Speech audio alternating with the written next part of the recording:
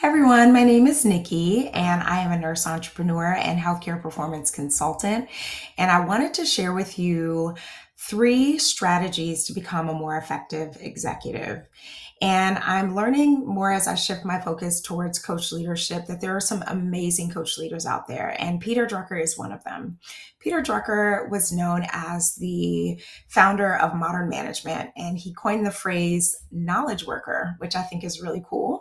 And knowledge workers, as we know, we see more in our organizations now who are responsible for just holding more information, innovation, idea, just really bringing us to a place of more creativity.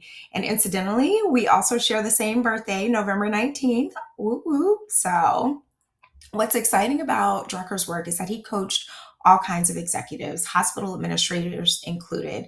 And what I want to talk to you about today is a concept in his book, The Effective Executive, which is an incredible book, by the way. If you haven't read it, definitely check it out. But he's talking about practices and habits of the mind. And the practice that I want to talk to you about right now is knowing where your time goes. We're all guilty of not really tracking our time and sort of wasting our time as leaders, right? But have you ever had those days where you come into work or you're sitting down at your computer to get started for the day? You've looked at the first hour of the day and said, for this hour, I'm just going to focus on what the rest of the day needs to look like. And I'm going to make this a really impactful, effective work day. And then you get that email 15 minutes into your planning, your thinking, your processing time, and you're like, oh no, this is a fire and I have to go put it out, right? And that one fire leads to the next burning fire, to the next, and then all of a sudden it's 5:30 and you don't know what you've accomplished. I don't know about you, but those are the kind of moments where I feel so ineffective as a leader, and I feel like there's so much more that I could accomplish. And what I love about what Drucker is saying in The Effective Executive is that one thing that we really need to focus on is just looking at our time.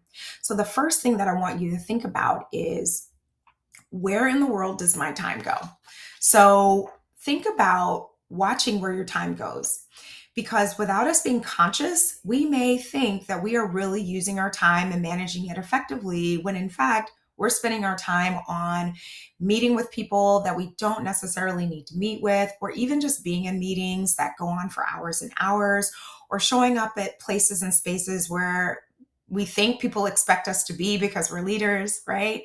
And we spend less and less of our time on really what matters for that organization. So just watch where your time goes. The second thing that Drucker encourages us to do, and I encourage you to do, is to use a time log. I know I am all about time logging and all about planning for time blocking. I am all about protecting my time.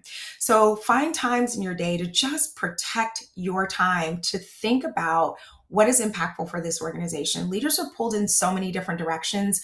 We already know that there's an expectation that they'll show up in so many different ways. But if you cannot show up with impactful information and ideas because you haven't had time to really focus on it, it's really not helping the organization in any way. And the third thing I'll say is, make your time and your work actually count. And this amazing story came from Peter Drucker's book about someone named Nurse Brian. And the story is that there was a new hospital administrator holding his first staff meeting, and he thought that a rather difficult matter had been settled to everyone's satisfaction, until one of the participants said, would this have satisfied Nurse Brian? And with that one question, it pivoted the whole conversation. They had to start over and think of a more ambitious solution to the problem that had just been hammered out. And Nurse Brian, though she was not an administrator herself and she wasn't even a supervisor, what she was impactful. And so she was a leader, right? And whenever a decision on patient care came up on her floor, Nurse Brian would ask, are we doing the best we can do to help this patient?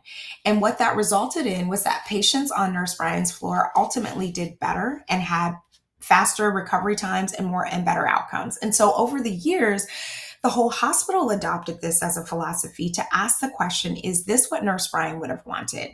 So it became known as Nurse Brian's rule. And they learned, in other words, to ask, are we really making the best contribution? And leaders need to ask, are we really making the best use of our time to the purpose of this hospital and to this organization?